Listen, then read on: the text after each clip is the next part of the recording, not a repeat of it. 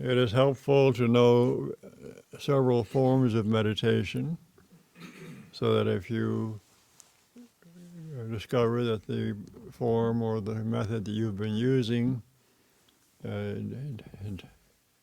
sort of has gone stale, or you're not really into it anymore, then change. It's all right to be an experimentalist. Don't change every day. When you find a routine that works for you, stay with it every day. But and now and then experiment with another routine. But if you hit a snag and you're seems like progress has stopped, and you're just sitting there passively, and nothing is working for you, then experiment. And you can always pray. Prayer for many people, is an excellent prelude to meditation. And the key there is to pray for success in meditation. Pray to be self-realized, to be God-realized, and do so earnestly, sincerely, humbly. And then, when you're done praying, be quiet. That's the useful part too. When you get done talking, be still and rest in the silence, waiting and watching. That's it. You've prayed for success. You've prayed to have assistance in awakening to self-realization. All right, when you're done asking, then, in fact, it's helpful while you're asking. It can be helpful to experience a change to experiencing that which you're praying to be aware of. But after you're done talking, be quiet and just be still. And it's helpful when you're sitting in the stillness, waiting and watching, to have your awareness and attention up here in the front part of the brain, in the higher brain. You don't have to forcibly roll your eyes up like that, but just sort of be there with your awareness, here and up here, waiting and watching, being very still.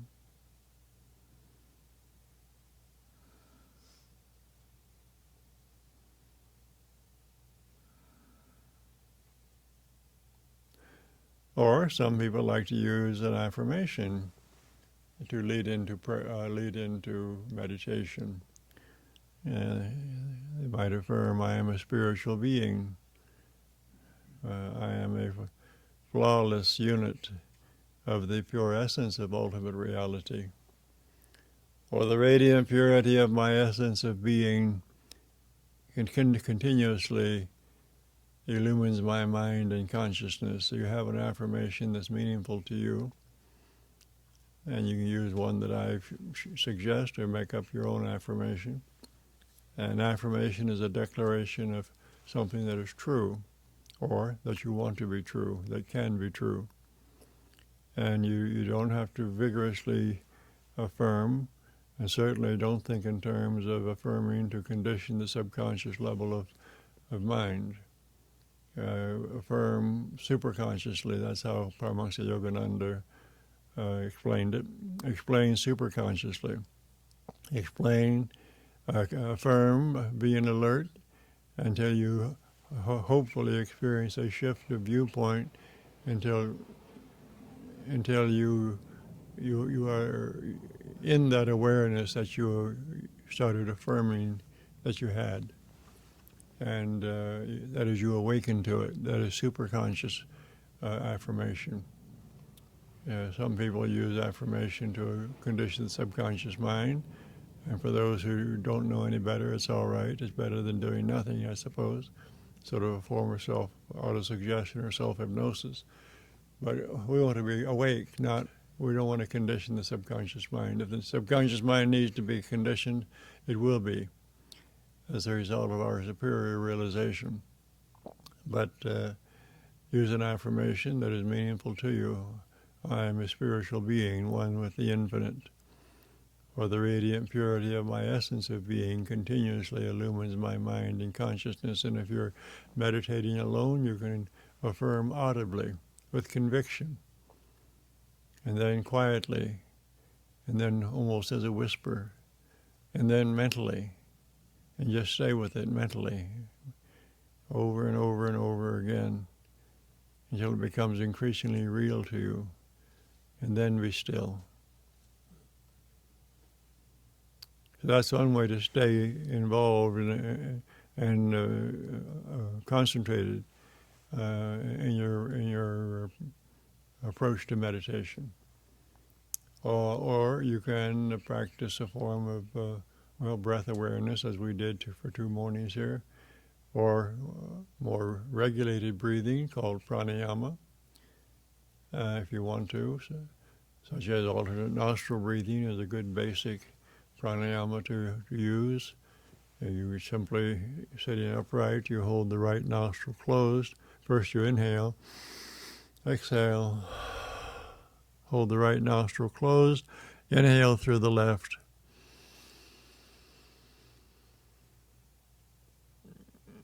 Pause momentarily at the top for at the peak of inhalation. Close the left nostril, exhale through the right. Inhale through the right.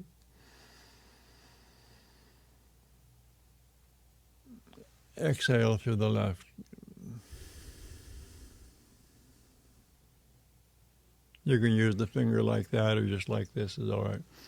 Inhale through the right, left, exhale through the right, inhale through the right, exhale through the left. That's one round.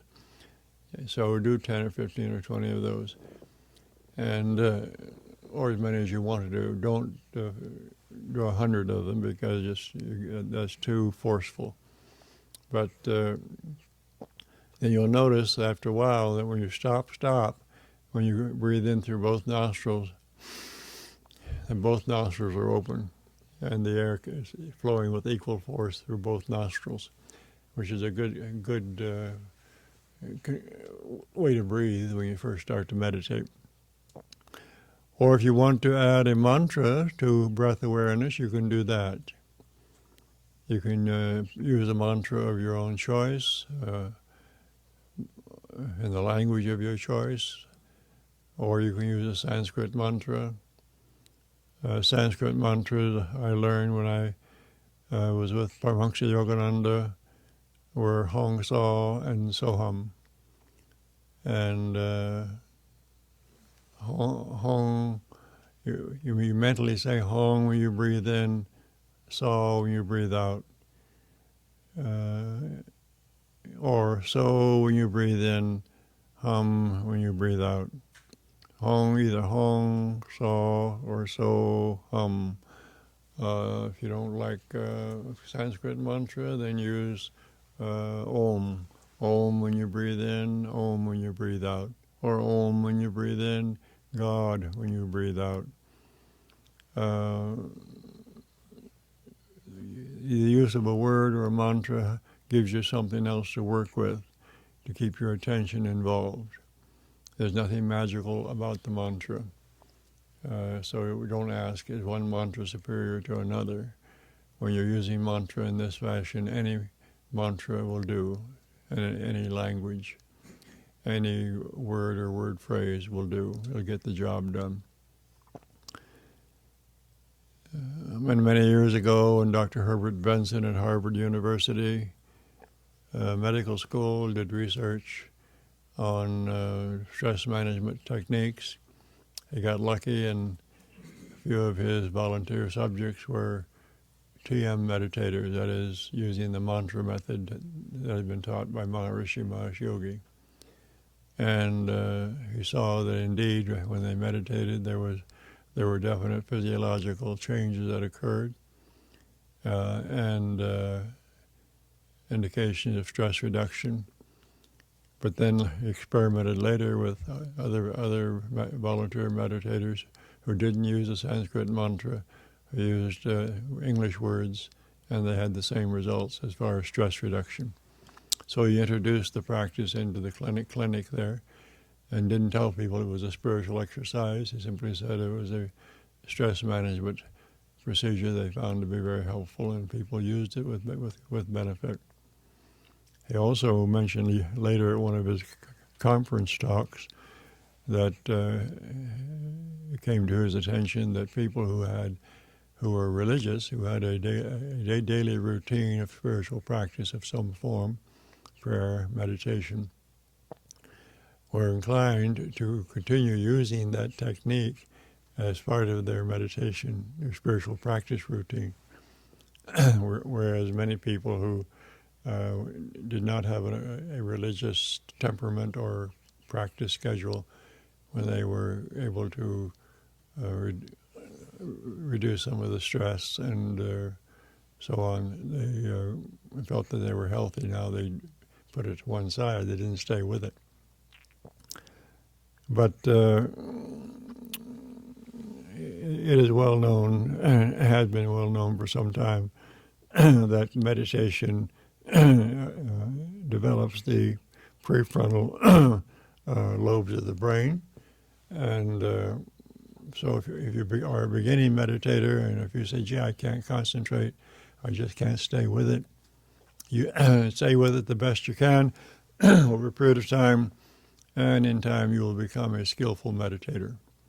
It just takes practice, and patient practice, not not being impatient, not being impatient and giving up after a few weeks. Oh, I tried that for a few weeks and nothing worthwhile happened, and that sort of thing.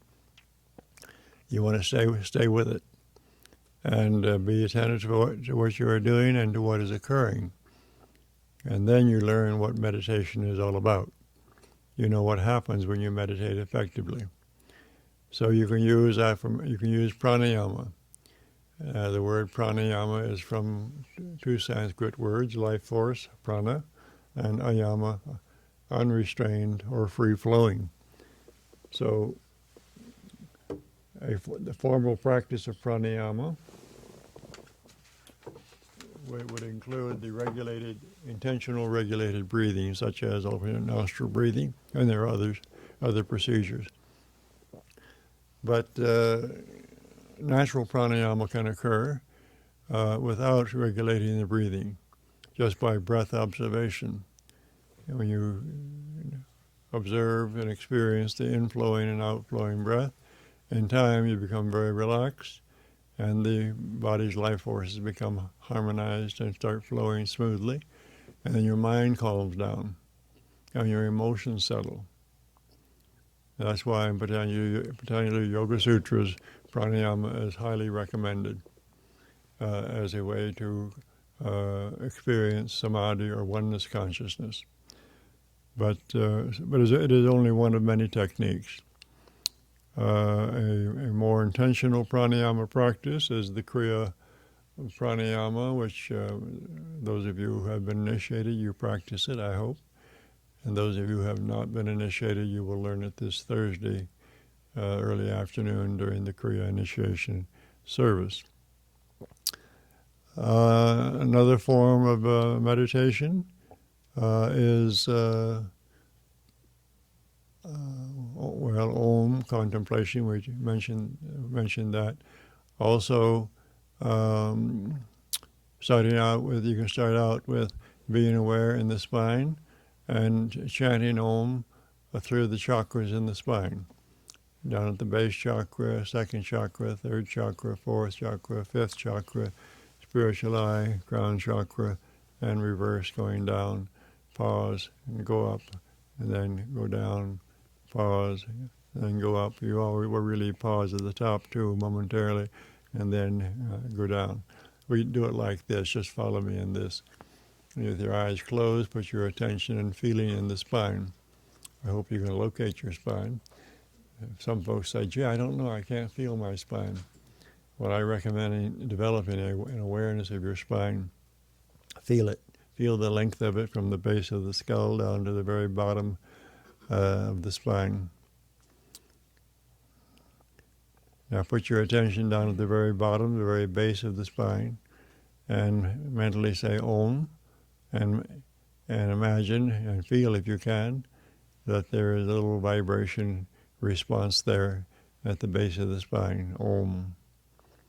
And then come up to the sacrum region in the spine and mentally say Om, and feel it there. And if you want to, when you're doing this routine, you can sort of flex the muscles, tense and relax the muscles along the spine at the location of the chakras to help you to locate them.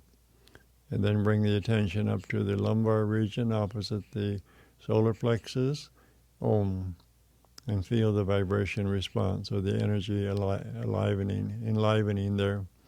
Then come up to the dorsal section of the spine between your shoulder blades, push the shoulder blades back together a little bit, and then mentally say Om and feel it there. And then come up into the throat chakra, the cervical plexus opposite the throat, Om. And then up into the spiritual eye between the eyebrows, Om. And then crown chakra, higher brain, Om.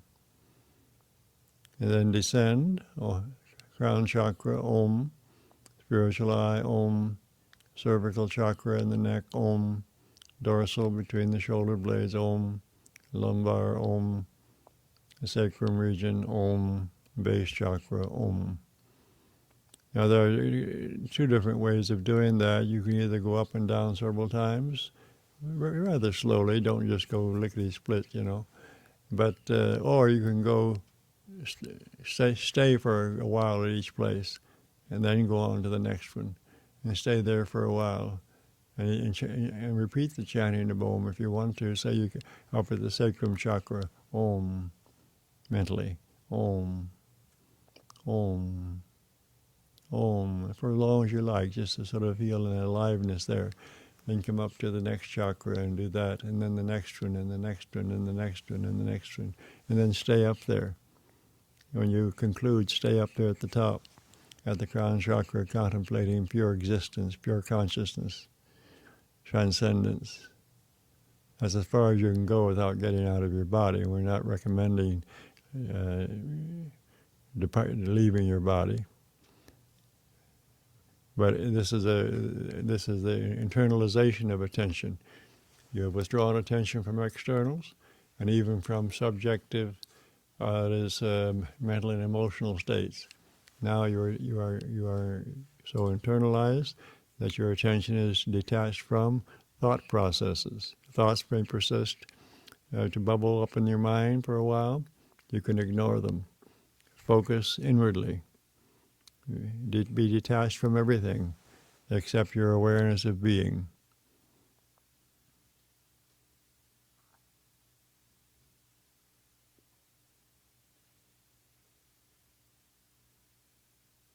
And you may notice sometimes when you are intent there that your breath temporarily stops.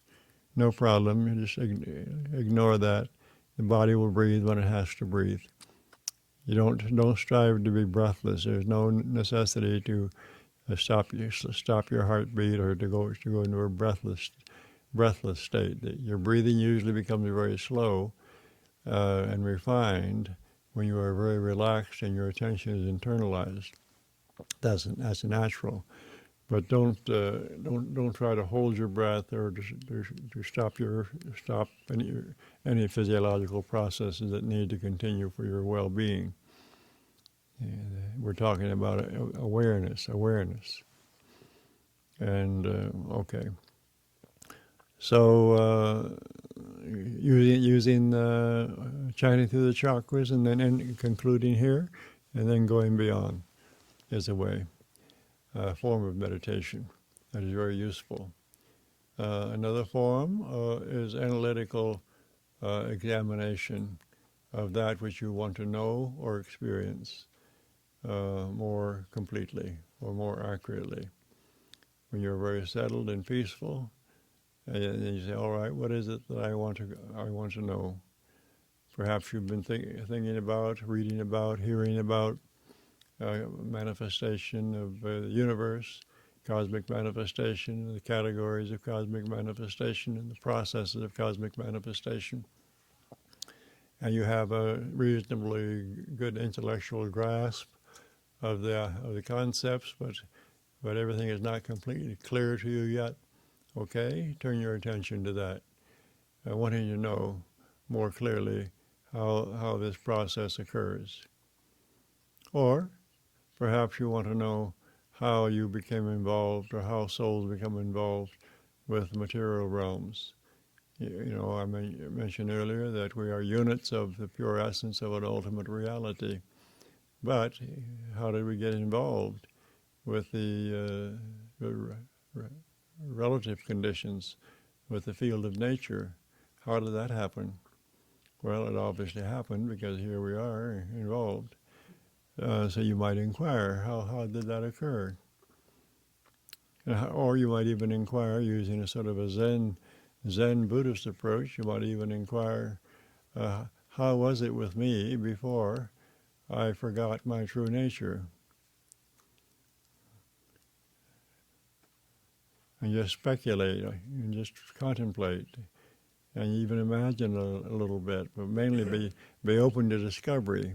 Mainly be open to discovery, to intuitive insight, and then direct apprehension of what is true. How was it with me before I became involved with the field of nature? Before I temporarily forgot my true essence of being? How was it? Or go the other way around. What will it be like to go beyond this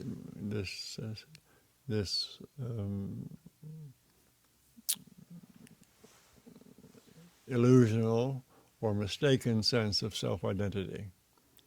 What will it be like if I could awaken from it and see more clearly? See, how would that be? And that's much better to do that than to just sit there passively, waiting for time to pass so you can get out of the meditation chair, do something worthwhile.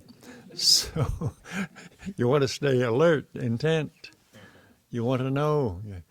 And even though you aren't realized immediately, you don't give up. I mentioned yesterday that Paramahansa Yogananda sent me over to Arizona. After the first 2 months I was at SRF headquarters, and I went back to see him frequently. And I went through a little phase one time when I was a little impatient with my seeming lack of awakening. I wasn't morbid or sad or depressed. I was just wondering why things weren't happening more quickly. And we were sitting talking, I remember, in the living room of his little house out of the desert. And he said, "Roy, you've got to want God with all your heart, with such intensity that you can't wait another day for that realization. But you have to have the patience to wait, just in case it doesn't happen that day." So he picked up on my condition, either that or he had talked with so many people over the years and probably had his own experiences. You could talk out of experience too. That sometimes I get emails from time to time from folks who say, I get to the stage where I'm somewhat super conscious, peaceful, centered, feel a sense of wholeness and completeness, but I'm not completely awake, and I know it. I don't know what to do to go past it. I've tried everything, Well, what can I say? Just hang in there. Hang in there and keep be patient, but don't give up. Don't give up. Be patient, but don't give up. And hope for the best. Expect to have positive outcome to your practice.